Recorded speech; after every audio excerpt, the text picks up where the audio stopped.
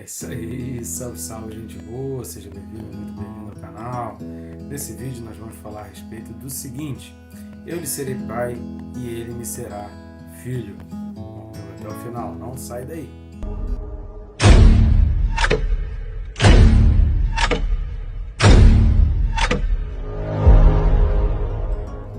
Aproveita e já se inscreve. Se está assistindo o vídeo e ainda não está inscrito no canal, é bem rápido e fácil. Você vai clicar no botão aí embaixo e pronto, já vai estar inscrito. Eu recomendo também já clicar também no sininho. Clicando no sininho você é disciplinado para estar estudando a palavra de Deus. Se deixar o corre-corre do dia a dia, a gente acaba perdendo e a gente deixa para depois, e se depois não chega nunca, tá bom? Peço sua gentileza também, esse favor, para você poder curtir, comentar, compartilhar esse e outros vídeos aí do canal. Nosso objetivo é alcançar vidas. E eu conto contigo nessa tarefa. Jesus disse: ide pelo mundo, pregar o evangelho a toda criatura. Nunca foi tão fácil. Agora a gente consegue com apenas alguns cliques. Me ajuda nessa daí? Vamos junto? Texto desse vídeo, Hebreus capítulo 1, versículos 5 e 6. Hebreus 1, 5 e 6 diz assim: pois a qual dos anjos disse jamais: tu és meu filho, eu hoje te gerei. E outra vez eu lhe serei pai, e ele me será filho. E novamente ao introduzir o primogênito no mundo diz: e todos os anjos de Deus o adorem. Como nós falamos já no vídeo passado, até o versículo 14, Deus vai enaltecendo e exaltando o nome de Jesus, e é toda uma explanação, são todos os detalhes, a gente vai ver aqui alguns detalhes, tentando fazer de uma maneira bem rápida, em virtude do tempo, mas de uma maneira que você consiga compreender. São detalhes, são informações, são minúcias da exaltação, dos motivos, das razões, das características de Jesus que o tornam superior aos anjos. Então, todo esse trecho de Hebreus, e volta a falar um pouco no capítulo 4 de Hebreus, no capítulo 2, a carta toda aos Hebreus, ela vai exaltar o nome de Cristo. Mas com relação aos anjos, vão se repetir outros textos também para frente, e que é muito importante a gente entender, porque nessa nossa imaginação de mundo espiritual, a gente coloca os anjos como algo tremendo. Então a gente precisa olhar assim: se o anjo é algo miraculoso, é algo fantástico, é um poder sobrenatural que eu não consigo entender e que me admira, imagina Jesus, que está acima deles. Então, a ideia de autores hebreus aqui é que nos leve, nos conduza a esse tipo de raciocínio. Vamos lá, pensando a respeito das características ditas aqui pelo autor da carta aos Hebreus. Nós vamos começar por isso que fala: tu és o meu filho, eu hoje te gerei.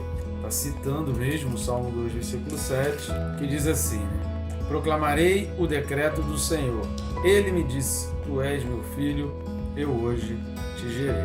O Salmo 2 está falando sobre o reinado ali de Davi, e está falando sobre essa unção dada a Davi. A gente vai falar um pouco mais sobre isso um pouco mais para frente. É importante a gente entender com relação a esse hoje, essa geração. Isso já foi motivo de muita discussão na igreja primitiva. No ano 300, por volta do ano 300, estava em muito alta a mensagem, a pregação diário. Eu vou ler para você um trecho aqui. Em cerca de 300 depois de Cristo, um sacerdote egípcio chamado Ário começou a ensinar que Jesus não era o eterno Filho de Deus, mas simplesmente um ser celestial criado por Deus antes da criação do universo. Para refutar tal heresia foi criado o Credo de Nicéia, que esse Credo de Nicéia ele foi na Bitínia, hoje da Turquia, atual Turquia, em 325 depois de Cristo. E ele incluía algumas declarações importantes a respeito de Jesus, inclusive falava, não vou ler todo o Credo de Nicéia, mas é fácil você conseguir aí pela internet, então tirar as dúvidas. Mas vai falar do Filho unigênito de Deus, luz de luz, verdadeiro Deus do verdadeiro Deus, Criador dos céus e da terra, que o Senhor Jesus Cristo, ele tem esse Filho unigênito, não gerado, não feito. Então essa questão de gerado aqui que é aquela questão do nascimento, a gente precisa compreender muito bem. Muitas discussões já surgiram disso, alguns achando como outras. Tem umas religiões aí até hoje que dizem que Jesus ele foi Deus a partir ali do batismo. Tem uma religião que prega isso, que Jesus foi Deus a partir do batismo. Não é isso que a gente vê nas Escrituras, e nós vamos ver outras informações aqui que exatamente que vai divergir desse ponto, que vai se distanciar desse tipo de entendimento. As Escrituras mostram coisa completamente diferente. Jesus estava no início, Jesus foi criado, Jesus era Deus, sempre foi Deus e sempre vai continuar sendo Deus. Agora, o que o texto está trazendo para nós, tu és o meu filho, se hoje te gerei, é dentro do contexto da humanidade. Não é um dia específico, a própria palavra grega dá esse sentido de nesses dias, não é um dia específico, mas o dia da humanidade. Por isso ele é chamado de filho unigênito, único gerado de Deus, sem pecado, que a gente teve também Adão, foi criado ali da terra, mas Jesus teve uma geração diferente da de Adão, o Jesus homem, que a gente também não pode deixar de entender que Jesus ele foi 100% Deus, ele continua sendo Deus, ele sempre foi Deus desde antes da humanidade, vai continuar sendo por toda a eternidade. Ele é o rei, ele é aquele que se assenta no trono, ele é aquele que virá montado no cavalo, como a gente falou aí. Se você não assistiu, assista os vídeos de Apocalipse do 19 ao 22, assista os vídeos correspondentes, todos eles do 19 ao 22, você vai ver essa figura de Jesus, o rei, aquele eterno. Mas a gente não pode esquecer que ele, durante 33 anos, ele foi 100% homem. Ele sofreu, ele comeu, ele teve fome, ele chorou quando criança, ele assustou os pais, ele foi apedrejado, ele teve pregos nas suas mãos, ele teve coroas de espinho, ele sentiu dor, ele chorou lágrimas de sangue. Então, são a humanidade de Jesus que foi falada na Bíblia e de maneira bem clara, mostrando que realmente ele foi humano. Porém, a gente não pode deixar de entender que ele foi Deus. Então ele é unigênito, único criado de Deus, e primogênito, que é não apenas aquele primeiro a herdar todas as coisas, não apenas no sentido do primeiro filho, mas no sentido que a gente vai ver mais aqui para frente do Salmo 89, 27. Eu vou voltar a primogênito daqui a pouco, mas para a gente entender, ele foi o primeiro a herdar. Então essa geração aqui não significa que ele não existisse antes, mas significa que para nós, como um segundo Adão, ele foi gerado para nós como aquela figura, diferentemente do primeiro Adão, mas que agora a gente pode confiar. Paulo vai falar sobre isso em 1 Coríntios 15, é um texto que eu gosto muito aqui, a partir do 45. 1 Coríntios 15, 45. O primeiro, pois assim está escrito, o primeiro homem, Adão, foi feito alma vivente. O último Adão, porém, é espírito vivificante. Mas não é o primeiro espiritual, e sim o natural, depois o espiritual. O primeiro homem formado da terra é terreno, o segundo homem é do céu. Como, pois, o primeiro homem é o terreno, tais são também os demais homens terrenos. E como é o homem celestial, tais também os celestiais. E assim como trouxemos a imagem do que é terreno, devemos trazer também a imagem do celestial. E aí, a partir dos 50, Paulo vai discorrer a respeito da transformação, a respeito dessa figura do arrebatamento, de como seremos nós no céu. Então ele está falando, existe um primeiro corpo, que é o terreno, figura de Adão, e existe um segundo corpo, que é o celestial, figura de Cristo. Então Adão representa esse primeiro homem, que foi criado do ser completamente natural, e Jesus Cristo ele vem ser o segundo homem, que ele é criado completamente espiritual. Logo a gente conclui a respeito de Adão e Jesus, que Adão foi aquele primeiro homem e pecou. Jesus foi aquele segundo homem que sofreu morte de cruz, e mesmo assim, até a morte, Jesus não pecou. Espiritualmente, nós herdamos de Jesus. Por isso, nós somos também filhos. E ele diz lá em Hebreus, capítulo 2, nós lemos no vídeo passado, mas vamos ler de novo aqui, versículos 11 e 12, que fala assim: pois tanto o que santifica como os que são santificados, todos vêm de um só. Por isso é que ele não se envergonha de lhes chamar irmãos. dizendo: meus irmãos, declarei o teu nome, cantar-te-ei louvores no meio da congregação. O versículo 10 vai falar: porque convinha que aquele cuja causa e por quem todas as coisas existem, conduzindo muitos filhos à glória, aperfeiçoasse por meio de sofrimentos o autor da salvação deles. Quem é o autor da salvação? É Jesus Cristo. Por isso, fala dessa questão da posição aqui e que nós somos irmãos. Gerado, então, aqui em relação a nós, não em relação à eternidade, não em relação ao tempo, não porque antes daquele momento ele não existisse ou não houvesse possibilidade dele existir. Outra coisa que a gente volta lá para Hebreus 1, versículo 5, que vai falar de pai e filho. Eu lhe serei pai e ele me será como filho. A gente precisa dar uma lida também lá no primeiro livro das Crônicas 17:13. Isso é uma citação também do primeiro livro das Crônicas 17:13, que está trazendo essa lembrança aqui do primeiro livro das Crônicas 17, que é a aliança do Senhor com Davi e com a descendência de Davi, com todos os seus descendentes. Então no versículo 13 ele fala: eu lhe serei por pai e ele me será por filho, a minha misericórdia não apartará dele, como a retirei daquele que foi antes de mim. Aí no versículo 14 vai falar: confirmarei a minha casa, o meu reino para sempre, e o seu trono estará estabelecido para sempre. Em Samuel, nessa aliança, Samuel vai destacar que a respeito de Salomão, que aquele que viesse pecar seria se afastado, se desobedecesse seria afastado. Isso não se aplica a Jesus. A Jesus aqui está nessa eternidade. Jesus é aquele herdeiro de Davi que está herdando pela eternidade. A gente pega esse princípio, essa promessa feita a Davi, todo isso que foi dito para a geração de Davi, para a descendência de Davi, e a gente consegue compreender Jesus Cristo ali, essa promessa eterna. Por isso, várias situações no Novo Testamento, Jesus é chamado de o filho de Davi, porque ele é da descendência de Davi, porque ao mencionar o filho de Davi, aquelas pessoas já estavam exemplificando, já estavam levando a sua mente, fazendo com que outros pudessem entender que ele conhecia a promessa feita a Davi.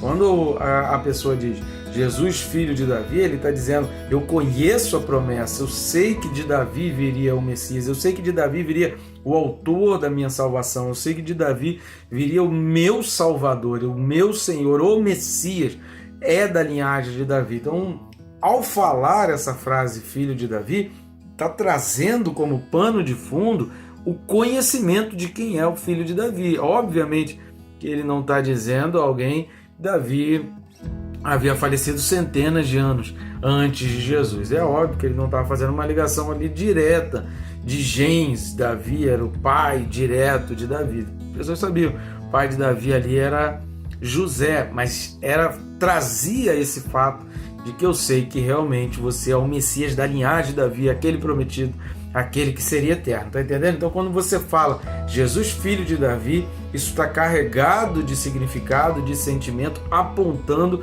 para que você crê que ele é o Messias, que ele é o esperado, que ele é o autor da tua salvação, que não há outro além dele, que não tem ninguém igual a ele. Pai e filho traduz essa aliança. Porque, diferentemente de Salomão, que foi infiel, também da descendência de Davi, a promessa de Deus não deixou de se cumprir por causa da infidelidade de Salomão e por causa dos desvios de Salomão. A promessa de Deus foi para Davi e ela permaneceu firme, continua firme até hoje, e é baseado naquela promessa que a gente identifica Jesus com Davi, crendo nessa promessa que Deus não falha e que não falhou. E na genealogia de sangue, Jesus ele está ali dando sequência a Davi. Davi está logo na ascendência de Jesus também. Antes da gente falar do primogênito, eu queria só fazer um parênteses aqui com relação a esse novamente. O versículo 6 começa com novamente, ou em outras versões, outra vez. Dá no mesmo, né? Novamente, outra vez. Porque aqui está falando da encarnação. E novamente eu introduzi o primogênito, por quê? Porque ele já existia antes da fundação do mundo e agora ele está sendo inserido. Vamos ler Filipenses 2,7. Antes a si mesmo se esvaziou, assumindo a forma de servo, tornando-se em semelhança de homens e reconhecido em figura humana. Reconhecido em figura humana, 100% homem. Algo que os anjos não usufruíram e não conseguiriam entender, a menos que Deus viesse explicar. Logo, novamente, encarnado, Jesus encarnou, ele que já existia, ele foi introduzido como primogênito do mundo. Vamos dar uma lida e aí a gente retoma aquele assunto que a gente soltou há pouco atrás, lá do Salmo 89, 27, que diz assim: Faloei por isso o meu primogênito, o mais elevado entre os reis da terra. É o primeiro gerado, mas não apenas no sentido do primeiro filho, mas é porque na cultura judaica, lembrando que a carta aos Hebreus está escrevendo para judeus convertidos, judeus estão se convertendo ao cristianismo, o primeiro filho era o mais honrado, recebia a maior parte na herança, recebia a primeira herança. Estão entendendo todo o contexto relacionado a Jesus? Agora, por que ele é chamado de primogênito e por que no vídeo passado nós falamos a respeito da herança, ele adquiriu esse direito exatamente por isso. Primogênito por causa disso. Ele adquiriu esse direito porque ele é o filho mais velho. Lembrando sempre 1 Coríntios capítulo 15, que através de Adão nós somos conduzidos ao pecado e à condenação. Através de Cristo, ele é o primeiro, ele teve a primazia de ressuscitar e a semelhança dele nós também seremos corpos celestiais e habitaremos com ele para todo sempre na eternidade. A semelhança de Jesus e não a semelhança de Adão. Na semelhança de Adão nós pecamos, na semelhança de Jesus nós entramos no céu, nós somos redimidos, nós somos resgatados, transformados, como Paulo vai continuar dizendo em 1 Coríntios 15, a partir do versículo 50. E para finalizar, e todos os anjos, aí versículo 6, e todos os anjos de Deus o adorem. Vamos dar uma lida na primeira carta de Pedro 3, 22. Sempre com aquela máxima, a gente sempre traz aqui, falei isso várias vezes durante o Apocalipse, e é importante a gente entender. A Bíblia explica a própria Bíblia. Não perca isso de vista. Não tente tirar conclusões baseadas em alguns versículos, como alguns têm feito aí. Ah, mas esse versículo não está dizendo isso, esse versículo não está dizendo aquilo, ferindo um princípio geral da Escritura. Então a Bíblia ela vai explicar a própria Bíblia. Independente se aquele texto está sendo claro a respeito de um determinado assunto, você só pode fechar a questão dentro do princípio que toda a Bíblia fala. Então quando a gente fala a respeito da família perfeita, da relação sexual lícita e ilícita, como nós falamos aí, a carta de Paulo aos Gálatas, só pesquisar aí a respeito de obras da carne, quando a gente fala lá de relação sexual lícita e ilícita, de promiscuidade, de todo esse estilo de vida, da família perfeita aos olhos de Deus, do plano de Deus, é porque isso está dentro de todo um panorama, isso está dentro de toda uma construção de princípios cristãos, desde a criação de Adão e Eva, que Deus, mais do que narrar, a Bíblia, mais do que narrar um episódio, um acontecimento da criação do ser humano, Deus está estabelecendo um princípio. A gente não pode esquecer que ao narrar um fato na Bíblia, princípios estão sendo estabelecidos. E o último livro do Apocalipse, que é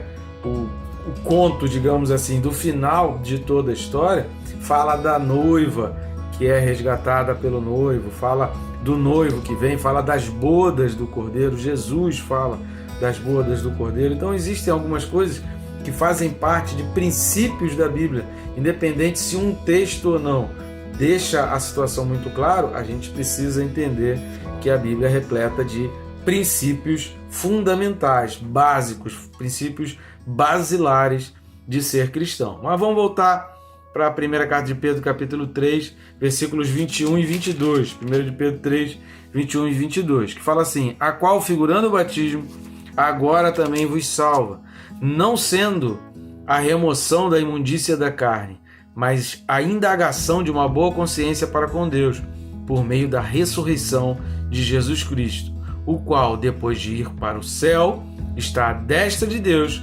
ficando-lhe subordinados anjos e potestades e poderes. Anjos, potestades, poderes, nós seres humanos nos rendemos a Cristo e através da ressurreição dele reconhecemos e entregamos a Ele o seu devido poder e a sua autoridade. Amém, gente boa? Todos o adorem, inclusive eu e você. E Deus te abençoe, rica e abundantemente.